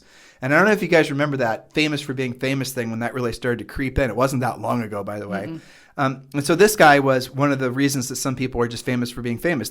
He was taking advantage of the media's never-ending, zeal appetite for just little weird, just different things. And so most, if not all of the things that made Kim Kardashian originally show up on all these radars was contrived. Completely manufactured. Right? Completely manufactured. And he talks about it. And he talks about essentially how, then after that, then Kris Kardashian said, well, we're going to make another daughter famous. And then whichever one came after that, again, I don't really have any clue. And then the show came as a result of these girls being famous. And they've, over time, I think you cannot argue with, there was definitely some absolute genius behind what that family did and also some of the products they created. And I'm not even remotely giving a hoot about any of the social stuff. I'm mostly paying attention to it is pure genius, really. Out of nothing, they created this international brand and so he goes on to say that he was they sort of worked on all the daughters, and then I think he said there were 2 kids left, and one of them was Bruce Jenner, Caitlyn Jenner's daughter, Kylie Jenner. I cannot believe I got all these names right. I know. Aren't you impressed? I am. And so he said that basically she was just this lanky teenager that would be in these meetings occasionally, and no one really gave her much of an, and the focus was all on the Kardashian girls. And I think there was another guy too. His name was Rob, which was a Kardashian. In any event, so this social media guy, or this sort of I'm going to make you famous guy, that's what his business was basically. He said, look, we have these 2, we have Rob and this Kylie Jenner. So how about you give me a discount on, basically he was paying her to use her family and her kids to essentially make money off all these business transactions that were happening as a result of those people being famous. So he was the fame machine, and he got to... It was like an affiliate relationship. Right. Basically. It was an affiliate relationship with humans. With humans, yeah. Yeah. I mean, there are sort of other parallels that are similar, but we don't need to be... Yeah. Yeah. So that is what in essence was happening. I mean, imagine, let's just make it not so dark. It's like a sports team, right? Maybe something like that. So he was choosing these people. He was making them famous. They were then able to create affinity products or, maybe partnerships with major brands, and then they were sharing in the revenue. That was the business model, and it was incredibly successful. So Kylie Jenner, you guys know who she is. She then legitimately creates this makeup line, which, by the way, came from their fame that this guy helped to create. And why are they famous? They're famous for being famous, right? And so this makeup line comes out, and this makeup line is legitimately like a brand worth something like $600 or $1 billion. Mm-hmm. It was like a legitimately selling. They're making the products. People are buying the products. But I think that whole experience is fascinating. Then he goes on, he talks about, well, how many people really, as a result of their quest for fame, become rich? That's one of the points he was actually making. And then he started saying how he has other customers who would just come to him, and he told other stories too. He was a good storyteller, who would just come to him and say, I just want to be famous, or I've got some money set aside, I've sold my house, I want to give you hundreds of thousands of millions of dollars. And then he would sign him to a contract for like a year or two. And then he would start having, professional photographers follow them around. Staging things. Basically. Staging the entire creation he would pay celebrities to be seen with them. He would start making it so that there was salacious rumors that were floating around that, so-and-so famous actor is dating this, influencer type that, obviously this guy's trying to make famous. So all of it was fake, contrived, completely contrived. And then he went on to say how his business now, in essence, is just making people famous for the sake of making them famous. So there's this really deeply rooted belief in our culture that fame should be the thing that all people seem, at least in California, right? But I think it's also in real estate too. People desire that for sure. Right. It's the recognition of strangers that is innate. Recognition from people is one of the core human needs. And this guy, it was telling the story on how to basically, he was buying billboards for Kylie Jenner out in West Hollywood. If you guys are out in West Hollywood, you've probably seen these things. For what reason? Just to basically make her famous. So people would associate, there's a Kylie Jenner billboard. Who's she? I don't know. She must be somebody because she's right next to a billboard advertising Tom Cruise's next movie, right? So this sort of psychological warfare that was going on. But what he was doing was just creating this desirable brand. And that is essentially the pervasive, I think... it's a theme that's out there. That's what you're supposed to strive for. That's what you guys think. And you're thinking as real estate professionals or practitioners, you're believing these types of guys that's what your mission should be, is to be famous. And when you hear people talk incessantly about branding, that's what essentially they're describing as how to basically satisfy your innate human need for recognition. What they're doing is they're feeding into your, again, I'm going to say it, everybody wants recognition. Everybody wants to feel important. That's just how we all are, to differing levels. And if you're somebody who has this big recognition deficit to fill, you're obviously going to be really turned on by the idea of somehow being some big influencer. And then I see all these these mindsets. They're not business approaches necessarily, but these people that are selling these ego narcissism type products, and it's it's infiltrated real estate on all corners. For sure. And people come into the business and they don't realize why they're being told what they're told. They don't understand. They don't understand how manufactured it is, how expensive it is, and how unusual it is. And temporary. For that to work for you. Right, and temporary. That's a good way to make yourself broke. Well, but that's the thing with like social networking, for example. Sure. Like, you do a Twitter post or you do whatever, it's pretty much one and done. And you guys are spending all this time, and I know there's our competitors out there that are constantly beating on you. Your day should be disciplined with doing so many videos, so many this, and so many of the other things. Guys, that stuff is it's like digital gas. That's really what it is. It comes and then it blows off into the breeze. You're not building anything that's substantial. You want to believe that there's some sort of momentum that mythically builds up from all that, recurring posting and branding and all the rest of it. But why are you doing it? Really, what's your motivation for doing it? You can tell from some of the Clubhouse things. It's for attention. Everybody wants exactly. And this guy was but get attention for your work. Right. Well, that's what Warren Buffett's Charlie Munger's partner said. He said, don't try to be famous yourself. Try to make your work famous, or more specifically, the results you get for other people famous. Yeah. Well, that's the kind of post on social media you should be doing. That people don't say. Yeah, because it's so much more authentic. Right. Isn't that called social proof? It's not. You're not great because you say so. It's because your people say so. Well, because your clients say so. But I'm thinking about Bob and Jane. Yeah. Right. And so I'm thinking if Bob and Jane are trying to like reignite their spark, and they're trying to, if they fall prey to that type of thinking, it's probably not going to feel real to them, and they're going to feel essentially fake. Right. Yes. Because that's what the world is, and that sort of mindset and approach is trying to tell you to do, act like something you're not, and then you'll become what you are acting like you are.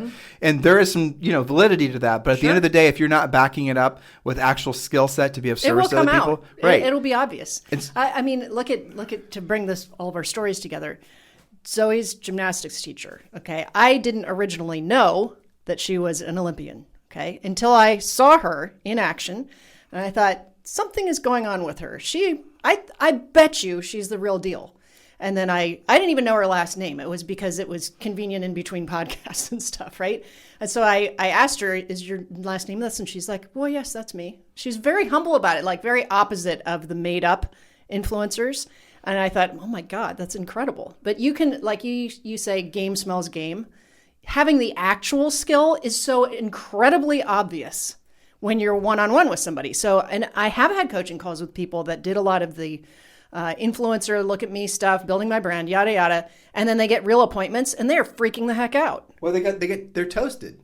They are toasted. Yeah. And so if they're lucky, that's the catalyst through taking them from unconscious incompetence. They don't know that that's not going to get them there. They don't know what they don't know.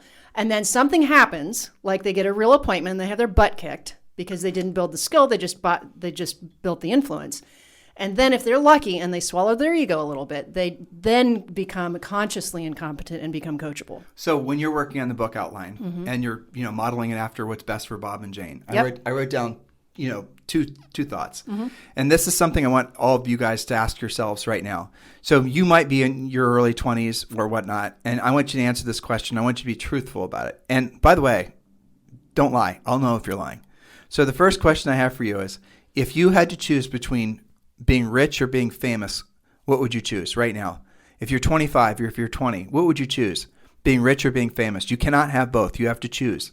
Which are you going to choose? Right? That's the interesting question, isn't it? That's a hard question. You can't have both. You have to choose. Now, I know what you're trying to do. You're trying to negotiate my question. You're trying to say, Tim, if I'm One or famous, the I'll other. be rich. That's not true.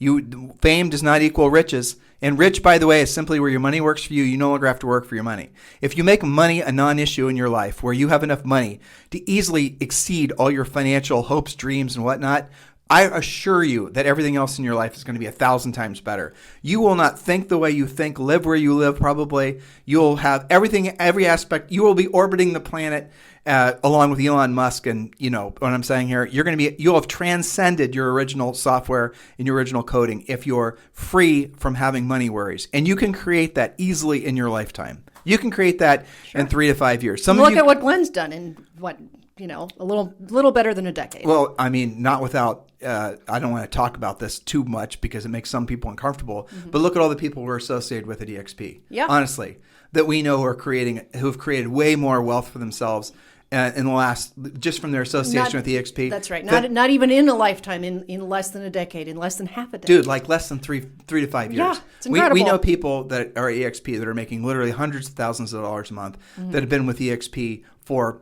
maybe 5 or 5.5 years. Yep. And it's not, it's incredible. And these are normal people. Right. These are not, you probably don't even know their names. By the way, if you guys want to talk to us about joining our EXP group, of course, Julie and I would love to sponsor you. Just text me directly at 512-758-0206, 512-758-0206, 512-758-0206 if you want to join Julie and I at EXP and have us be your personal sponsors. But if you have to choose between being rich and being famous and you're younger, everyone chooses fame. Yeah. And the reason they choose fame is because everyone goes through, and if you're older than that, you'll know what I'm saying is true. When you're younger, you want recognition. When you're younger, you want to be told you're important. When you're younger, you want to be told you're pretty. When you're younger, you need to have the world basically tell you that you're relevant, that you're, all the things. You're just a massive insecurities when you're younger. Are you good enough? Are you going to measure up? You're constantly, subconsciously comparing yourself to other people. That's the nature of being young. It's actually harder to be, life does get, provided you're willing to do what you didn't want to do when you didn't want to do it at the highest level for long periods of time, it actually gets way better the older you get, provided, frankly, guys, you have money. If the older you get and you don't have money, life gets way harder. There's no two ways about it. So in your 20s, you would have chose fame. All of you would have. I promise you. You can exchange the word fame with recognition. So I'll even reframe it. If you have to choose, I'm talking to you, 25-year-old, between getting recognition from a whole bunch of people versus being rich, you're going to go for the recognition. Oh, and by the way, the real estate industry traditionally has known that. That's the reason that at the same time of year when you might be thinking about your financial situation, thinking about renegotiating your commission, the brokerages have always been, flooding you with awards, participation trophies, That's right, isn't it? because they want to appeal to your ego's desire for recognition, so it'll distract you from the fact that you maybe should be asking for a better commission split. That's why there's number one for this, number one for that, and number Right. one for showing up at the office, and number one parking spot, and all this. It's because it placates. Yes, you get it does. a new title, and you feel great. And it distracts you too. And if I asked you how much you paid your broker, you'd say, well, I'm on this split. Okay, well, what about the royalty fee? What about these other fees? What about the other thing? You don't know. And the reason you don't know is because you've been distracted. It's almost like I can't do it anymore, but I used to be able to distract Zoe. Like I get her look, Zoe and I will go in staring contests. Like we'll just stare at each other. And whoever obviously blinks first loses. Well, now what Zoe's done is she's basically started saying things like, Dada, did you see that bird? Oh, yeah, she's totally turning the tables. And this morning when I was doing a staring contest with her, she was about to lose. And you know what she did? What? She stomped on my foot. Nice. Yeah. You know who's good at staring contests is Max. Our dog. Yes, he loves it. Well, so if you have to choose now, and let's say, for example, you're in your 30s, you're still in that little bit of a tug of war. You still want that recognition. Go either way when you you're in still the want 30s. to you still want to brag about how many houses you sold, not about the profit you made or the wealth you created. You still want to talk about how many team members you have. You still want to focus a lot on your brand. But the older you get, I promise you, if you haven't accumulated money, and I ask you that you're in your 40s, your 50s, your 60s, your 70s, and I say, what would you rather choose today, recognition or being famous or being rich? What would you choose? You're going to always say the money, because you know at that point that the recognition and being famous, when we were younger, there was no real opportunity to be globally famous like you sort of can be for a fart now on social media. Well, you would have, and when we were younger, I'm glad that wasn't around, because we probably would have gotten distracted by it. Sure. I'm glad. It was easy to. It would have been. But nowadays, I promise you guys, it's harder than ever to stay focused on what it's going to take to actually accumulate wealth for yourself, because there's so many people telling you to focus on being famous. Why are they telling you to focus on being famous? It's not for the sake of being rich. They're telling you to focus on being famous for the sake of placating your ego and your desire for recognition. You're being manipulated. Is there any other way to say it? Systematically manipulated too. Yeah, definitely.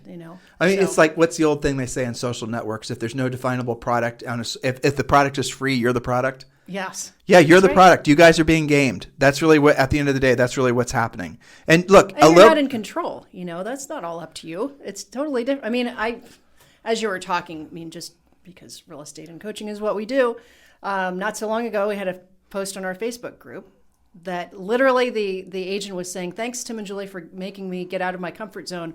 I was showing a property, I door knocked a for sale by owner in the area, and now I have a listing appointment. That's one contact, one appointment. Right. So, but didn't you guys get into this business and versus the 100 other realtors that drove past that FSBO that wanted to rush home so they could make their TikTok videos? Yeah, or check on their dancing with their golden retriever or whatever. Exactly, because they think that that's work. Well, it's because they've been convinced that it's work. I think they know it's not work. Yeah.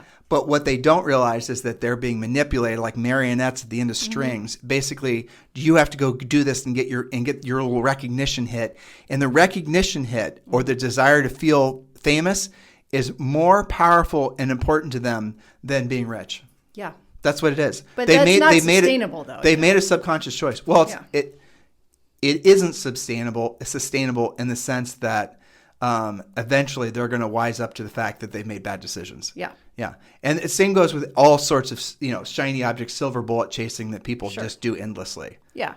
Well, was it the Treasure Map? One of the books I talk about, it's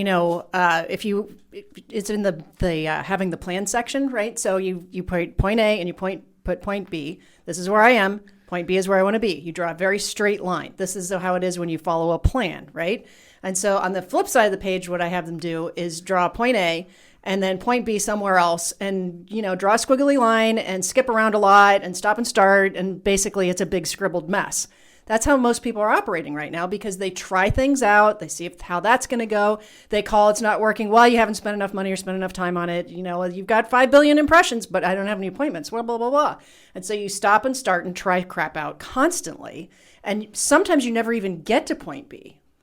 Whatever you're avoiding the most in your life is where you're going to find the greatest returns on the investment of time and effort.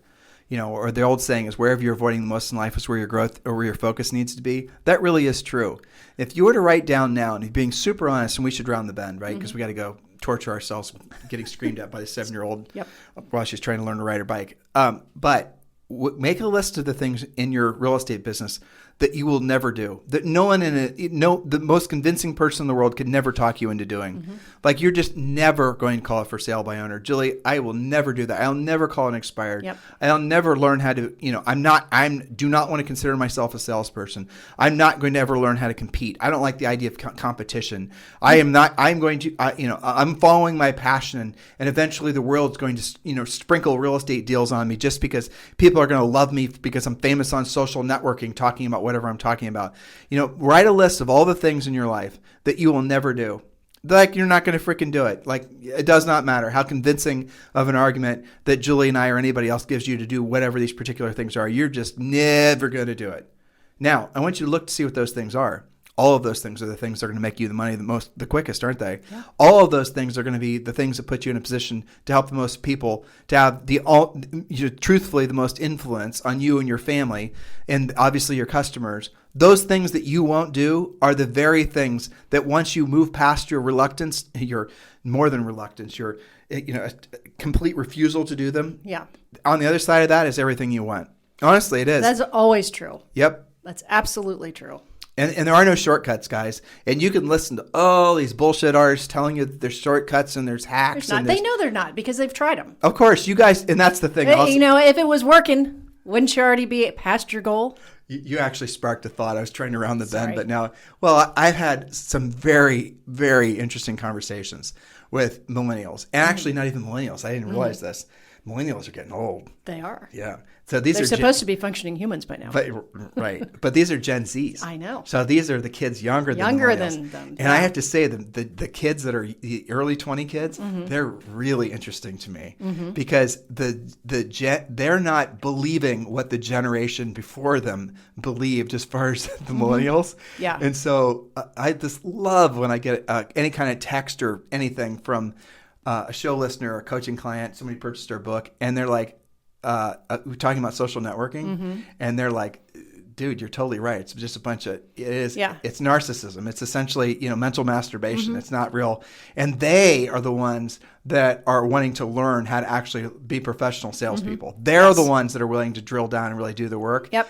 And it's so fascinating to me that this pendulum of sort of, I don't even know what to describe. This pendulum is definitely swinging back to people being in tune with all of our highest and truest purpose on this planet is, which is being of service to others. Where the generation that was essentially germinated during the whole, social networking, buying leads business thing, that is not about the customer. That is about you. So all that stuff and the products and the social network, but the younger generation, they're wise to it. They're tuned into the fact that their highest and truest purpose on this planet, at least this, maybe I'm seeing what I want to see, but they are seemingly en masse realizing what a farce all the crap was. If your goal is to basically create a real sustainable business, and ultimately, I think some of these people, as they're aging, they're realizing that the easiest and shortest path to having that emotional connection is to always stay in tune with the fact that our highest and truest purpose on this planet is to be of service to other people. And as long as you stay on that course, and as long as you're using that as one of your primary filters when decision making, you're never going to get that far astray. No, that has to be the North Star. Yeah, but it's so funny for me to see this younger generation, to look at the generation that's older than them, and with a little bit of a snarky sneer in their face. Yeah, that's hilarious. We have somebody. I think that he is 23. I had an initial call, and I usually ask general questions to just kind of take the temperature, like how much time you're spending on social media, what does that look like. He's like, I don't do any of that. That's what I'm hearing. I know. And I said, well, you've been pretty successful out of the gates. He's done more than 20 deals his first year. Okay. And he goes, I just call people. Yeah. I just talk to people. And I'm like, how refreshing is that? And I checked I'm like, really? You just call people. That's interesting. He goes, the other thing that I do that's made me successful, I actually answer my phone. Yeah. I don't send everybody to voicemail. I don't have a bunch of filters. I don't have autoresponders. You're not building a big funnel and a 17-stage drip campaign. Yeah. I think it's Brad Inman actually talks about this. He does it better than I do. But when you think about drip campaigns, I don't really understand how any people that are supposedly in the marketing business, when they're trying to come up with a definition for a long-term lead follow-up campaign, thought a drip campaign as a defining way of describing it was a good idea. You don't really want anything to be dripping. I mean, can you think of a single thing in life that you want to drip? I can't. I mean, especially. It's not good. It means something's broken either on you, on your house, on your car. Dripping is not good. I'm going to be 51 in March, and trust me when I tell you, I want nothing to drip. Want anything to drip. I want that shit to be locked up. Nope. All the seals good. I want everything to be taken care of. But then even it just sounds dumb. There's forms of torture that basically they're called. It was it? I think it was called actually Chinese water torture. Right. They just drip water on your forehead. Not good. I think the medieval torture. There was a form of it was just literally they'd strap you to a chair and they just drip water on your head very slowly, and just the methodical annoyance drip would make you insane. Yeah. And somebody thought, these big geniuses thought, well, I know what we'll do. We'll do the same thing digitally. And somehow miraculously... We'll annoy you into compliance.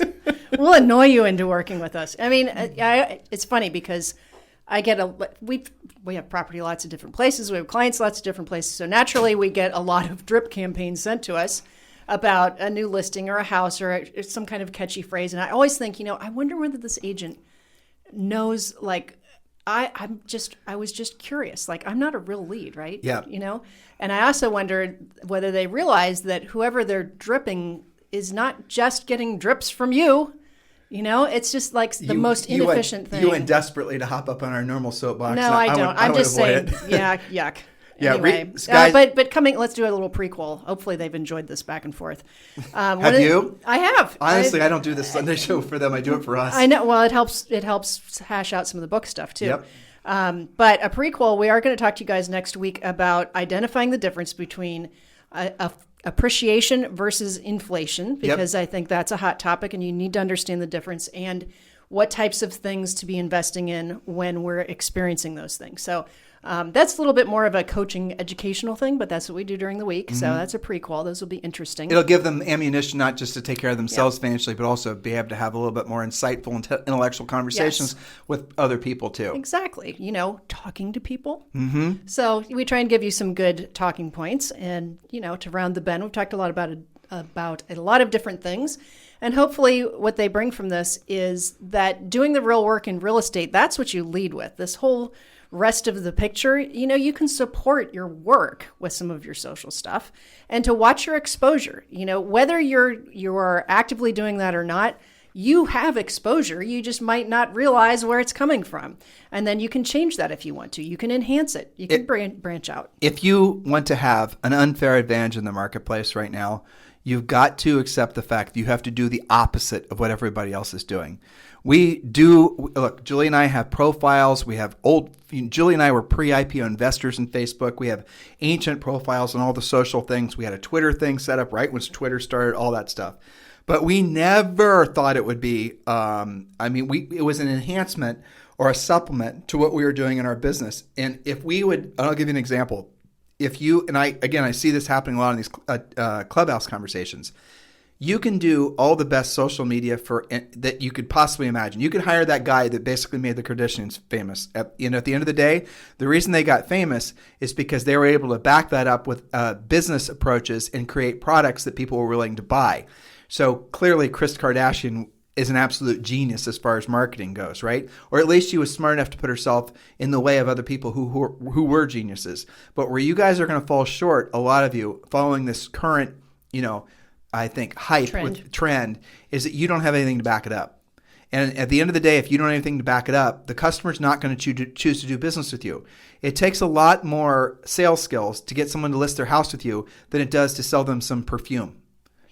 So you have got to be really clear that at the end of the day, your ability to pick up the phone and have direct, proactive conversations with people, that is the ultimate tool to be successful long-term in this industry. And I'm sure any industry, but this is the hill that we die on, right? Mm-hmm. So the real estate industry is what we know. And the real estate industry, if you're willing to have the conversations that will be sales oriented, that helping that customer come to the conclusion that you're the person they should hire to help them solve the problem of selling the house and working on them, helping them buy a house too. But we primarily focus on the seller side of things. When you're willing to do whatever it takes to become the very best version of you, being a real estate salesperson, and don't be in conflict with any of my words, because that is how the public sees you, no matter what your business card says, then on the other side of that is all the freedom you could ever possibly want. Because you will be somebody who then maybe chooses never to essentially, take the slow road down narcissistic river of social networking. Maybe you just touch on it like Julie and I frankly do.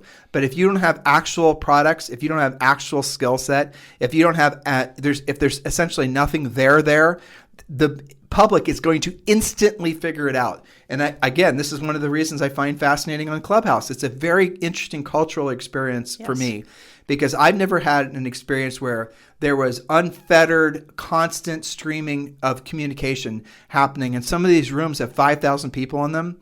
But what becomes really clear instantaneously, not just to someone who has a tuned in ear like Julie and I do, frankly, but even to people that are novices, that are, just say, new to real estate, for example, or new to, businesses and being an entrepreneur, they even can instantly figure out the people that are full of shit versus the people that aren't. The tall hat, no cattle types, they are so obvious in an environment where they're actually being compared to somebody who is the real deal.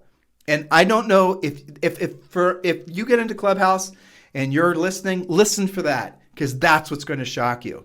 Because you're going to instantly hear the difference between somebody who's real and somebody who's fake. But I wonder if it wasn't for that type of environment, would you guys ever have learned to develop the tonality to know the difference? I'm trying to make it musical here for Julie's sake.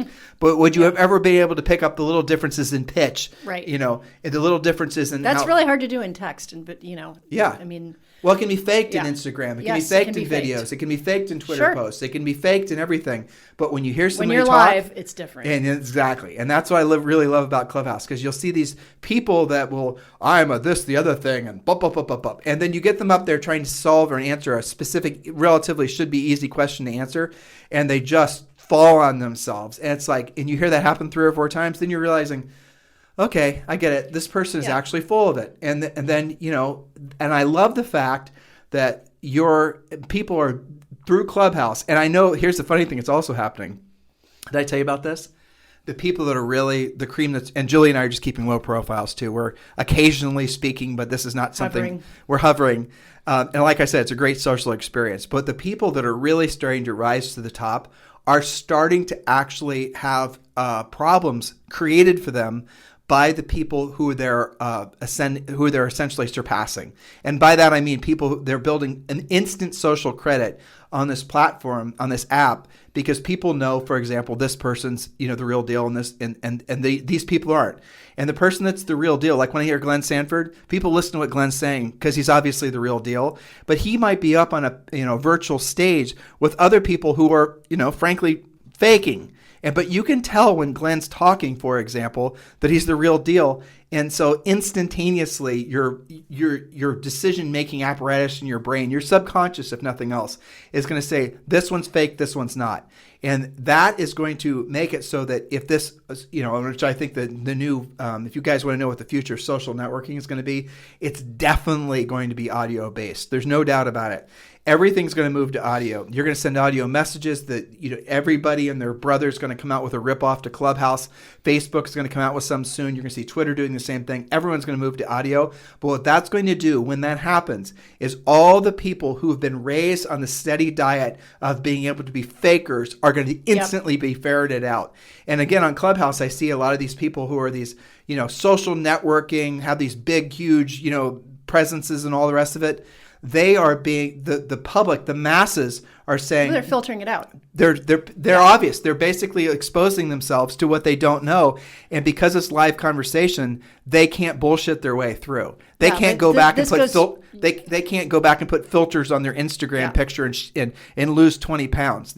That's the fascinating thing about this app is it's actually allowing people to start having, I think, a confirmation that maybe everyone isn't as successful as they pretend to be. Maybe everyone isn't as, and I think that's a relief for some people. But what it's also going to do is it's going to allow people to transcend faster and, frankly, successful. It's going to allow people to gather success quicker, success steam quicker, because they're going to stop wasting time with the fakers. And that's what I find exciting. Yeah, and I think that it's an interesting thing. We were talking about exposure. That's a really obvious way to get exposure to who's the real deal and who's not, and what BSing sounds like. And one of my filters when I'm listening to that is there's all of these catchphrases that people throw around, and then they'll repeat those phrases, and you and I will look at each other and be like, that person just didn't actually say anything about anything. I can't find a single bit of content. Yeah, they Now, it sounds trendy. It sounds like something you should be saying, but they didn't actually say anything. Right. And so I think it's really important for our listeners to hear some of that so that they don't fall into that, especially if they're very reliant on social media and then they're in front of somebody it's very important to them to choose the right person to sell their house. to hear the difference between somebody who talks a lot and uses many words and phrases, but doesn't actually provide value versus maybe the next person who talks, maybe somebody like Glenn, where you go, God, every single thing that he said has impact on me. And to hear that, because it's not obvious when you're just posting and modifying. And people, blah, blah, blah. I think it's interesting. It's not because Glenn is, you listen to Glenn, and if you don't read his profile, you don't realize who he is, okay? Yeah. And there's other people like that too. You have to do some homework to find out. No one's like saying, this is Glenn Sanford. He's worth $5 billion, really. Okay? Yeah. That's not happening. But what's happening is that because he has real experience, you hear it from him. He's not having to say all these little, like anytime I hear a real estate broker or a team leader start to talk about their culture, yeah. I know that my BS flag goes up instantaneously, right? You know, those types of things that people are like to talk about because it makes them feel important. And they think that that's what they're supposed to be talking about to build a successful business. And all these other little catchphrases that have just been in the zeitgeist forever, these are the ways that you differentiate quickly who's real and who's not. And I think you guys should. I mean, we're talking about Bob and Jane. Okay. And we're talking Bob and Jane. One of the biggest reasons that they're not able to light their own fires for a long period of time is because of their lack of exposure. Go put yourself in the way of people that are going to force you to feel uncomfortable, and do embrace being uncomfortable. You know, do embrace the fact that, you know, guys, you are in the right place at the right time, and it really is up to you now to make the right moves. So, Jules, I can tell you're losing interest. No, we have to get back to resorting. I know we do. And listen, I love you. Happy Valentine's Day. Happy Valentine's Day. Give you a kiss. Yep, you got it. You guys have a fantastic day. We'll talk with you on the show during our normal scheduled show, which is every single weekday of every single month of every single year. Be there, be square. Forever. This podcast is a part of the C-Suite Radio Network. For more top business podcasts, visit c-suiteradio.com.